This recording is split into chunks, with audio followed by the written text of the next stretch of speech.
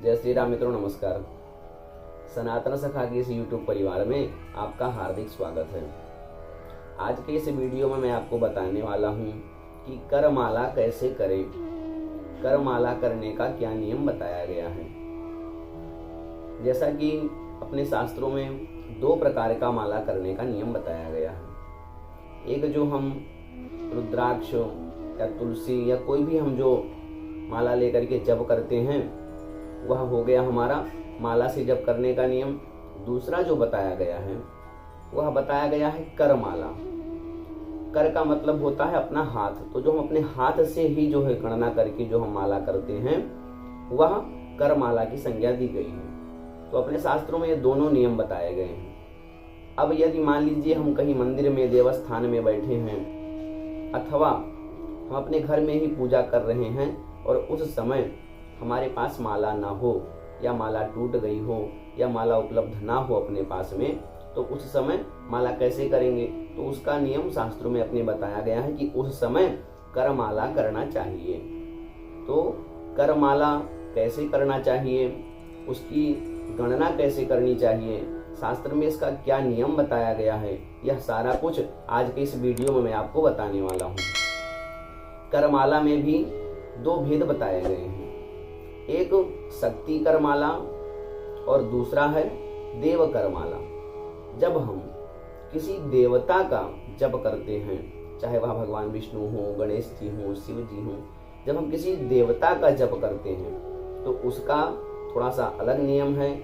और जब हम किसी शक्ति का जप करें, मान लीजिए आपको गौरी जी का जप करना है, अपने कुल देवी का अथवा महालक्ष्मी माता का ही मंत्र का जप करना है, तो वहां पे शक्ति करमाला का प्रयोग होगा। करमाला में भी दो भेद हैं। अपने शास्त्रों में कहा गया है आरभ्यानामिका मध्यम पर्वाण्युक्तान्यनुक्रमात् तर्जनी मूल पर्यंतम जपे दशसु पर्वसु मध्यमांगुली मूले तु यत्पर्व द्वितयं भवेत् तद्वै मेरुं विजानीया जपे तम नातिलंघयेत। बताया गया है कि इस अपने दाहिने पंजे के अनामिका उंगली के मध्य पर्व से जो है जप का प्रारंभ करना चाहिए। देखिए, अब ये हमारे जो 5 उंगली हैं इसमें से अनामिका कौन सी है, जिसे हम इंग्लिश में रिंग फिंगर कहते हैं। तो ये हमारी हो गई अनामिका उंगली। अनामिका उंगली के मध्य पर्व, देखिए 5 उंगली जो हमारी हैं इसमें जो सबसे ऊपर का भाग है यह है अपना अग्र भाग, ये है अपना मध्य पर्व। तो ये प्रथम हो, ये मध्य है और ये अपना मूल पर्व हो गया। तो कहा गया है कि अनामिका यानी रिंग फिंगर के मध्य पर्व से जो है जप का प्रारंभ करना है। इसमें जो ये दिए गए हैं ये 3 ये पर्व बताए गए हैं। तो इन्हीं पर्व में जो है करमाला का जप करना चाहिए। वह कहाँ से प्रारंभ करना है और कहाँ पे समाप्त करना है यह मैं आपको बताता हूँ। ये जो मैं आपको बताने जा रहा हूँ यह देव करमाला की विधि है। तो आपको पहले पर्व से अंगूठे से ही गिनती गिनना है। मैं आपको आसानी के लिए मैं आपको इस हाथ से बता रहा हूँ, मध्य पर्व से यहाँ से आपको प्रारंभ करना है। पहला, जैसे मान लीजिए आप भगवान विष्णु का मंत्र जप कर रहे हैं, ओम रामाय नमः या ओम विष्णवे नमः, कोई भी मंत्र, तो यहाँ पे पहला जो है पर्व है अपना। तो पहला ओम विष्णवे नमः, ओम विष्णवे नमः 2, यहाँ पे 3, 4, फिर 5, 6, 7, 8, 9 और 10। यहाँ पे आकर के अपना 10 होगा। और जो बड़ी उंगली का यहाँ का जो भाग आपका बच रहा है इसे सुमेरु कहते हैं। तो सुमेरु को आपको उल्लंघना नहीं। जैसे आप यहाँ से जब कर रहे हैं तो यहाँ से 1 2 यहाँ से आपको लेना है 1 2 3 4 5 6 7 8 9 10। तो आपको यहाँ से इस तरफ नहीं लेना है। इस जो है यहाँ से सुमेरु को उल्लंघना नहीं है, यानी उसको नांघना नहीं है। तो आपको यहाँ से तर्जनी के मूल तक लेकर के आना है। तो जब आप ऐसे यहाँ से प्रारंभ करके और तर्जनी के मूल तक लेकर के आएंगे तो ये 10 होगा। तो आप जब एक बार यहाँ से पूरा जप करेंगे तो यहाँ पे आपका 10 पूरा होता है। तो ऐसे ही जब आप 10 बार कर लेंगे तो आपका 100 बार हो जाएगा। अब बचा 8 बार, तो 8 बार का क्या नियम है वह भी जान लीजिए।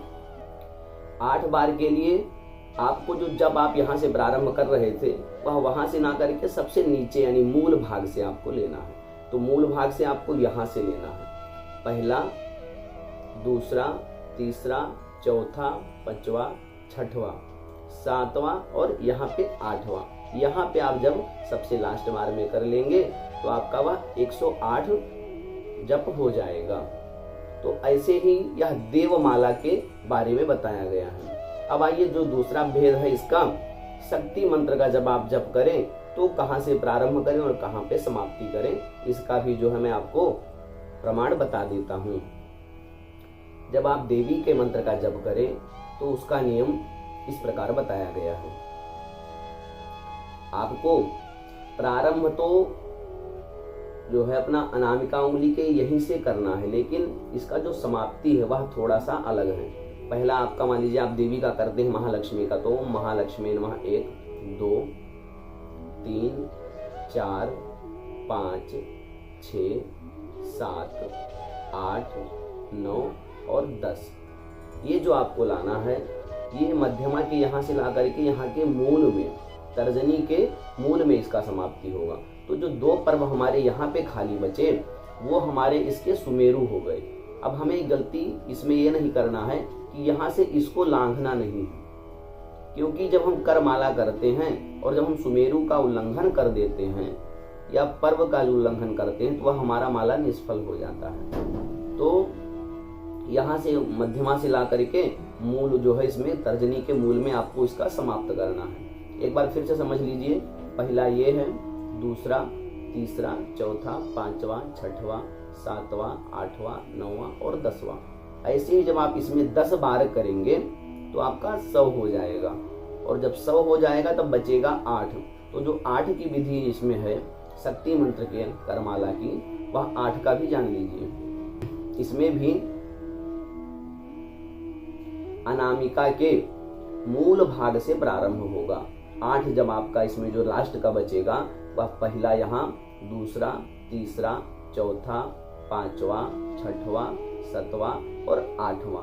यहाँ पे आपका यह 8 जब दाना पूरा हो जाएगा, 8 नाम मंत्र आपका जब पूर्ण हो जाएगा। तो इस प्रकार 108 जब आप शक्ति का करमाला करते हैं तो इस प्रकार इसका नियम बताया गया है। करमाला से जुड़ी एक बहुत ही महत्वपूर्ण जानकारी मैं आपको और बता दूं।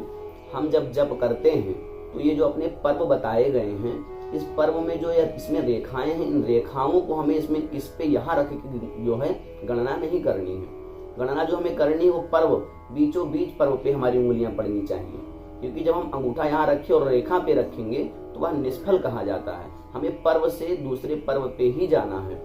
तो इस तरह इस पर्व से प्रारंभ करके यहाँ दूसरे पे लाएंगे, तीसरे पे लाएंगे, चौथे पे, ना कि जो है जो रेखाएं हैं इन रेखाओं से इनकी गिनती करेंगे और अग्रभाग पे एकदम यहाँ पे नहीं रखेंगे, पर्व पे ही रखेंगे, उसके आगे के भाग पे ही रख के जप करना है। तो करमाला का यह विशेष सावधानी करते समय हमें बरतना चाहिए। एक तो हमें रेखाओं पे नहीं करना है, रेखाओं पे उंगली को नहीं रोक करके रखना है।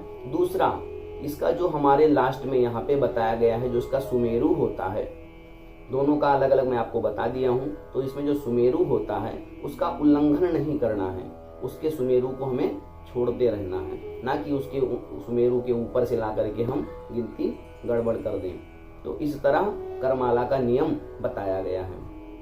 करमाला से संबंधित यह वीडियो आपको कैसे लगी यह हमें कमेंट बॉक्स में अवश्य बताइएगा।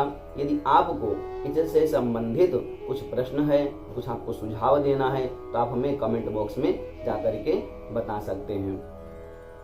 यदि यह हमारा वीडियो आपको पसंद आया हो तो कृपया हमारे वीडियो को लाइक करें, शेयर करें, और यदि आप हमारे इस चैनल पर पहली बार आए हैं तो कृपया चैनल को हमारे सब्सक्राइब अवश्य करें। हम सनातन धर्म से जुड़ी ऐसे ही दिव्य से दिव्य जानकारी इस YouTube चैनल के माध्यम से लाते रहते हैं। यह हमारा वीडियो देखने के लिए आप सबका बहुत बहुत धन्यवाद।